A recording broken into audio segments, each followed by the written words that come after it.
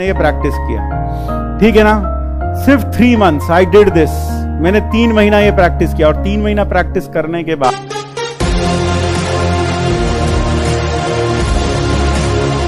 से 7 IITs और हर किसी में मुझे याद है लगभग 28 या 14 के करीब सीट्स थी। तो 28 के करीब सीट थी हर IIT में, इंटू 7 कर लो कितना हो गया, 7 8 56, 7 2 देख लो करके, है ना। तो 24 इंटू 168 के करीब ऐसे कुछ सीट्स आएंगी। यानी all over India masters course में मैथमेटिक्स में सिर्फ 168 सीट थी, सातों IIT मिलाकर। ज़्यादा लगा लो 180 होंगी पूरी सातों IIT लगाकर। तो जब प्रोफेसर ने बोला कि आप जॉइंट एडमिशन टेस्ट 2 जो MSc का टेस्ट है वो दो, मैंने कहा यार उसमें सर के उसमें तो क्या हमारी सिटी से आज तक कोई गया? बोले नहीं आज तक तो कोई भी नहीं गया। मैंने कहा ठीक है, तो फिर मैं कैसे जाऊंगा, मुझे तो कुछ पता ही नहीं है, किससे पता करूं क्या होगा क्या नहीं। तो उन्होंने बस बताया कि इस डेट को एग्जाम होता है, उसके पहले फॉर्म भरते हैं, आप फॉर्म भर दो फिर चले जाना, देख लेना एग्जाम देकर। तो उन्होंने ये बात मुझे दिसंबर में कही, और दिसंबर में जब मुझे कही तो एग्जाम था उसका मार्च में। तो दिसंबर से मैंने तैयारी करना शुरू किया, लगभग तैयारी करना शुरू किया। मैंने पढ़ाना थोड़ा कम कर दिया, स्टूडेंट्स को बोल दिया कि भाई अब तुम्हारा एग्जाम है, अब मैं ज़्यादा नहीं पढ़ाऊंगा तुम्हें, तो अभी तो सिर्फ हम क्या करेंगे, अब मुझे पढ़ाई करने दो। तो मैंने 3 महीना लगकर पढ़ाई की है, सच बता रहा हूँ 3 महीना पढ़ाई की है बस ढंग से, 3 महीना बहुत अच्छे से। कैसे दिनचर्या बताता हूँ, मैं रोज सुबह 11 बजे उठता था। रोज सुबह कितने बजे उठता था 11 बजे। 11 बजे उठता था, 11 बजे उठकर 12 बजे तक नाश्ता वाश्ता करके, खाना कह लो नाश्ता कह लो, वो करके पढ़ने बैठ जाता था। लगभग 12 साढ़े 12 बजे पढ़ने बैठा, फिर 3 बजे तक पढ़ा। फिर 3 बजे तक पढ़ने के बाद फिर थोड़ा खाया पिया, घूमे टहले फिरे, फिर 4 साढ़े 4 बजे फिर बैठ गए। 4 साढ़े 4 बजे फिर बैठे तो रात को 9 बजे तक फिर पढ़े। फिर 9 बजे उठे, खाना वाना खाया, घूमा फिरा, 11 बजे फिर बैठे, और 11 बजे से लेकर सुबह 6 बजे तक फिर पढ़ते थे, और फिर 6 बजे सोते थे, और फिर 11 बजे उठते थे। ये मैंने सिर्फ 3 महीना किया, सिर्फ 3 महीना मैंने ये प्रैक्टिस किया, ठीक है ना। सिर्फ 3 months आई डिड दिस। मैंने 3 महीना ये प्रैक्टिस किया, और 3 महीना प्रैक्टिस करने के बाद सबसे पहला एग्जाम आया IIT रुड़की का। तो IIT रुड़की का एग्जाम था, मुझे आज भी याद है। IIT रुड़की के एग्जाम में जब मैं एग्जाम देने गया तो 100 सवाल आए थे। 100 तो ऑब्जेक्टिव थे और कुछ 10 के करीब सब्जेक्टिव भी थे। तो 100 ऑब्जेक्टिव्स में से मुझे याद है मैंने 96 ऑब्जेक्टिव सही किए थे। 4 मैंने इसलिए छोड़ दिए थे क्योंकि नेगेटिव मार्किंग थी, तो हो सकता था नेगेटिव मार्क्स आ जाए, इसलिए मैंने 4 छोड़ दिए थे। और 10 सब्जेक्टिव में से मैंने शायद 7 के करीब किए होंगे, 3 मुझे आते नहीं थे, मैंने छोड़ दिए।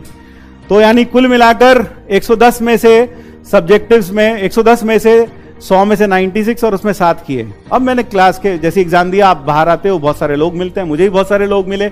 मैंने लोगों से पूछा तेरा कैसा हुआ यार, बोले बहुत बढ़िया हुआ। मैंने कितने किए, बोले वो तो 100 के 100 कर दिए मैंने, और 10 में से 9 किए, 1 छोड़ा है बस। मैंने गजब यार। फिर दूसरे से पूछा तेरा कैसा हुआ, सारे कर दिए, मैंने तो एक भी नहीं छोड़ा, सारे कर दिए। मैंने गजब। 1-2 से और पूछा तो कोई भी आदमी यार उधर 98 और इधर बोल रहा है 10 के 10 कर दिए, ऐसी बात कर रहे हैं सब लोग। मैंने कहा ठीक है। अब घर आया, घर में सबने पूछा कैसा हुआ, मैंने कहा मेरे हिसाब से तो अच्छा हुआ था, लेकिन सेंटर्स पर तो लोग बता रहे थे कि उनका तो बहुत ज्यादा अच्छा हुआ, मेरा तो कुछ अच्छा हुआ ही नहीं उस हिसाब से।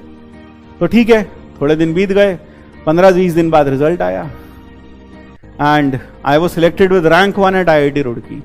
IIT रुड़की में रैंक 1 आ गया भैया, बैठे बेटा। मैंने गजब हो गया भाई ये तो। और वो जो बोल रहा था कि 100 के 100 करके आया, साला वो तो पागल था, वो तो गधा था, 100 करके आ गया। और वो तो एक तो बोल रहा था मैंने सारे ही कर दिए, उनका तो नंबर था ही नहीं लिस्ट में, दिमाग खराब हो गया। सही है। अब IIT रुड़की सहारनपुर, जो सहारनपुर रहता है, मेरा एक स्टूडेंट है यहाँ पर, स्टीव फ्रॉस्ट, पता नहीं क्या नाम रखा उसने अपना, तो वो जानता है सहारनपुर से रुड़की बहुत पास है। तो सहारनपुर में रहकर रुड़की में सिलेक्शन हो जाए तो उससे अच्छी बात क्या है। 30-40 मिनट, मेरे ख्याल से 1 घंटे करीब का रास्ता है घर से, कोई दिक्कत नहीं है। तो अब लाइफ चिल हो गई। I got rank 1 at IIT MSc entrance in my Roorkee, IIT Roorkee. अब मैंने फॉर्म तो भरे थे 3-4 जगह के। IIT रुड़की भरा था, IIT कानपुर भरा था, और IIT बॉम्बे भरा था, और IIT BHU भी भरा था। तो फिर अगला एग्जाम आया IIT बॉम्बे का। अब IIT रुड़की में सिलेक्शन हो गया, लाइफ चिल हो गई, पढ़ाना लिखाना मैंने बंद कर दिया, और अब सारा दिन आराम से बैठे थे क्योंकि एडमिशन में भी टाइम था 1-2 महीने का। तो घर में चिल मारते थे, घर वाले भी कुछ नहीं कहते थे कि पढ़ लो, तुमने पढ़ाना भी छोड़ दिया, पढ़ भी नहीं रहे हो। क्यों क्यों लगता था बंदे का रैंक 1 आ गया और क्या चाहिए इसको। अब हुआ क्या, बॉम्बे का एग्जाम आया, आईआईटी बॉम्बे का एग्जाम आया। तो आईआईटी बॉम्बे का जो सेंटर था वो आईआईटी रुड़की ही था, आईआईटी रुड़की ही था उसका सेंटर। 5-10 मिनट लगेंगे। आईआईटी रुड़की उसका सेंटर, 5 मिनट लगेंगे। आईआईटी रुड़की था उसका सेंटर। तो आईआईटी रुड़की उसका सेंटर था, तो सब बच्चे होते ना, एक बार आईआईटी में सिलेक्शन हो गया, दूसरा देने की क्या जरूरत है। तो मैं पहली रात में जब एग्जाम था अगले दिन, उससे पहले दिन मम्मी के पास गया, रसोई में बोला कि एग्जाम छोड़ दो क्या आईआईटी बॉम्बे का, क्या करना है, देखिए बेकार है, एक जगह तो हो ही गया सिलेक्शन, अब क्या करना है, इतनी दूर बॉम्बे कौन जाएगा।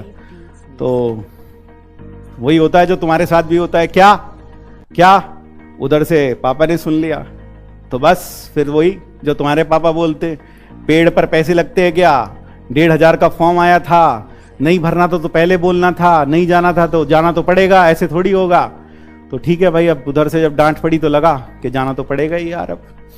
तो मुझे याद है अगले दिन एग्जाम जो था मेरा 2:30 बजे था, रुड़की में, सहारनपुर में रहता था, एग्जाम 2:30 बजे था रुड़की में, ठीक है। तो अनमने मन से मैंने घर से बाइक ली, चला गया रेलवे स्टेशन पे, स्टैंड पे बाइक खड़ी की, टोकन लिया, पैसा दिया और जाकर रेलवे का टिकट खरीदा, खड़ा हो गया। ट्रेन आनी थी, पैसेंजर ट्रेन थी, आनी थी 12:30 बजे, और रुड़की से लगभग 1-1.5 घंटा लगता है। तो 12:30 मैंने हिसाब लगा रखा था, 12:30, 1 घंटा लगेगा, 1.5 घंटा लगेगा, तो 1:30-2 बजे तक आराम से पहुंच जाएंगे। ठीक है, जाकर टिकट खरीद कर खड़े हो गए स्टेशन पर। अब जब खड़े हो गए तो यूपी है हमारा, बहुत महान प्रदेश है, तो ट्रेन आई नहीं। 1:30 बजे का टाइम था, ट्रेन 12:30 का टाइम था, ट्रेन आई नहीं, लेट हो गई होगी, कोई बात नहीं, खड़े रहे। 1 बज गया, ट्रेन नहीं आई, अनाउंसमेंट भी नहीं हुआ। 1:30 के बाद इंतजार करते करते 2 बज गए, ट्रेन फिर भी नहीं आई। फिर मैंने हिसाब लगाया कि यार अब तो बड़ा लेट हो गया, अब क्या करें, ट्रेन तो आई नहीं। तो मैंने सोचा अब घर चलो, घर में पापा को दिखा देंगे, देखो टिकट है रेलवे का, नहीं आई ट्रेन, अब मैं क्या करूं, ट्रेन नहीं आई तो मेरा कोई बस थोड़ी है, मैं कैसे जाता फिर। तो लेकिन ये लगा कि घर में तो बड़ा डांट पड़ेगी, वो ये कहेंगे तुम पहले ही देना नहीं चाहते थे, तुमने आरामखोरी की, तो इसलिए तुम देख लो भगवान ने भी ऐसी कर दिया, तुम्हें एग्जाम देने ही नहीं दिया। मैंने घर बहुत डांट पड़ेगी, तो क्या करें। अब क्या करें, तो भाई जब तुम्हारे जितने तो बहुत ज्यादा जोश रहता था, तो क्या किया, बाइक उठाई, चलो रुड़की, बाइक से चलते हैं एग्जाम देने के लिए। तो बाइक उठाई स्टैंड से और चले गए एग्जाम देने के लिए। 40-45 किलोमीटर का दूरी है, बाइक से जब गए, लगभग 2-2:15 बज चुके थे, और मैंने बाइक स्टैंड से निकाली, जब गए रुड़की तो लगभग 45 मिनट या 1 घंटे करीब लगा। और मैं वहां पर जो पहुंचा एग्जाम देने के लिए, 2:30 बजे का एग्जाम था, उस पर लिखा होता कि 2:30 बजे के बाद 15 मिनट तक आप अलाउड होंगे, उसके बाद आप अलाउड ही नहीं होंगे एग्जाम देने के लिए। तो ठीक है, मैं पहुंचा 3:30 या 3:45 बजे करीब पहुंचा। मैं भागते भागते मैंने अपना देखा कि कहाँ मेरा एग्जाम हो रहा था, तो मैं भागते भागते वहां पहुंचा, लगभग 4 बज चुके थे वहां तक पहुंचते पहुंचते तो 4 बज गए। एग्जाम 3 घंटे का था, 5:30 बजे खत्म होना था, लगभग 1.5 घंटा गुजर चुका था, 1.5 घंटा मेरे पास था। मैं सामने गया, मैंने टीचर को बोला सर ये रहा मेरा एडमिट कार्ड, ये रहा रोल नंबर, मुझे जल्दी से क्वेश्चन पेपर दो, मैं बैठ के करता हूं। उसने बोला तुम तो एग्जाम दे ही नहीं सकते, तुमने देखा नहीं एडमिट कार्ड पे लिखा 15 मिनट लेट के बाद अलाउड ही नहीं है। तो मैंने उन्हें बोला सर ये देखो मेरे कपड़ों पे मिट्टी लगी हुई है, मैं बाइक चला के आया हूं, और ये रहा रेलवे का टिकट, आप चाहो तो इंक्वायरी में फोन करके पूछ लो, ट्रेन नहीं आई, ये भारत सरकार की गलती है, रेलवे की गलती है कि मैं एग्जाम नहीं दे पाया, इसमें मेरी गलती नहीं है, मैं तो वहां खड़ा था। अब वो एग्जामिनर का दिल पिघल गया, उसने देखी मेरी हालत, रेलवे का टिकट भी देखा, उन्हें लगा लड़का सही बोल रहा है, तो उसने कुछ कह के चलो ठीक है यार तुम बैठो पेपर लेकर। तो मैं बैठा, अब पेपर लेकर करने लगा, तो 100 क्वेश्चन, उसमें भी लगभग नहीं 70, हाँ 100 के करीब ऐसी कुछ क्वेश्चन थे, मुझसे बहुत कम बने यार, 70 बने 100 में से, 100 में से 70, और सब्जेक्टिव में तो 1-2-3 ही बने, बाकी बने ही नहीं मुझसे। 25 वहां छोड़ दिए और 8-7-8 वहां छोड़ दिए, बर्बाद हो गया बिल्कुल, लगभग ऐसा लग रहा था मुझको। लेकिन मैंने 75 किया और ये किया, और ये मैंने फटाफट 1.25 घंटे में कर लिया। 5:30 बजे का टाइम खत्म होना था, मैं 5:15 बजे तक पूरा पेपर कर लिया जितना मुझे आता था। मैं खड़ा हुआ पेपर लेके, मैंने कहा सर पेपर हो गया, और उसे बहुत गुस्सा आया इन्विजिलेटर को मेरे ऊपर, बहुत गुस्सा आया। बोला ये सब बेवकूफ बैठे हैं यहाँ पर, ये पिछले 3 घंटे से यहाँ बैठ के कर रहे हैं, तूने 1.25 घंटे में पूरा कर लिया। मैंने कहा हाँ सर, जितना आता था मुझसे तो इतना ही हुआ। बोले आता ही कुछ नहीं होगा, तभी तो ऐसा 1.25 घंटे में हो गए तुझसे। तो बोला नहीं, तुम बैठ के रिवाइज करो इसको। मैंने कहा ठीक है सर, बैठ के रिवाइज किया। अब रिवाइज किया, फिर ठीक है पेपर दिया, बाहर आया। लेकिन अब की बार मैंने किसी से कुछ नहीं पूछा तेरा कैसा हुआ, तेरा कैसा हुआ, क्यों, भूतकाल में धोखा हो चुका था। तो फिर मैंने घर आया, घर में रात को घर आया बाइक से, पापा ने पूछा कैसा हुआ, मैंने कहा बेकार हो गया, वो तो 100 में से तो 75 ही हो पाए। बस फिर वही डांट शुरू। 2 महीने से तो आराम ही कर रहे थे, पढ़ाई से तो कोई वास्ता था ही नहीं। बस एक बार एक IIT में सिलेक्शन किया, वो हवा में आ गए, ये हुआ वो हुआ, खूब डांट पड़ी। लेकिन फिर जोश था, तो मैंने बोला एक जगह तो हो गया ना, तो इसमें इतना चिल्लाने की बात क्या, एक जगह तो हो ही गया, तो ठीक है। अब मेरे जिंदगी की सबसे मतलब खुश जिसमें मैं कह सकता हूं I was most happiest moment of my life. 15 दिन के बाद घर में लैंडलाइन पर एक फोन आया। अब ध्यान से सुनना, 15 दिन के बाद, मेरे रोंगटे अभी भी खड़े हो रहे हैं ये बोलते हुए। 15 दिन के बाद लैंडलाइन पर एक फोन आया, रात को करीब 8 बजे, 7-8 बजे। मेरी मम्मी ने फोन उठाया, तो जैसे उन्होंने फोन उठाया, मैं दूसरे कमरे में था, वो मेरे पास ही बोले तेरा फोन है किसी का।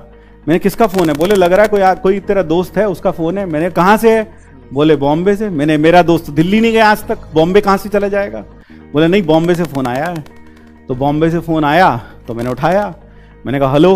तो उधर से जो दूसरी आवाज थी वो बोले hello, I am professor VD Sharma, I am professor VD Sharma, head of mathematics department IIT Mumbai, and you will be happy to know that you have secured rank 1 at IIT Mumbai. भाई साहब मेरा तो दिमाग खराब हो गया, मेरे से तो फोन ही नहीं मतलब मैं क्या कहूं, मेरे पास शब्द नहीं है बोलने के लिए उस वक्त। क्यों, जब आपने एक्सपेक्ट ना किया और आपको कुछ मिल जाए तो दैट इज अनबिलीवेबल।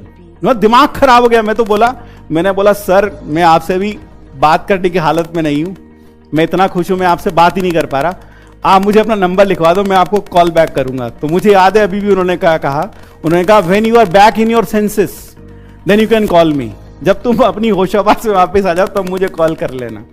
तो ठीक है, मैंने फोन रखा। सबसे पहले मैं पिताजी के पास गया, मैंने कहा पता कहां से फोन आया था। मैंने कहा कहां से, कहने लगे कहां से, मैंने कहा बॉम्बे से, IIT बॉम्बे से। कह रहे किसका फोन था, मैंने कहा HOD के मैथ्स का फोन था। तो बोले क्यों, ये बता रहा था फेल हो गया। मैंने कहा फेल होने के लिए फोन करते हैं बेटा, तुम फेल हो गए ये बताने के लिए फोन करते हैं वो। मैंने कहा नहीं। हाँ, तो मैंने उन्हें बताया कि उन्होंने बोला that I have secured rank 1 at IIT Mumbai.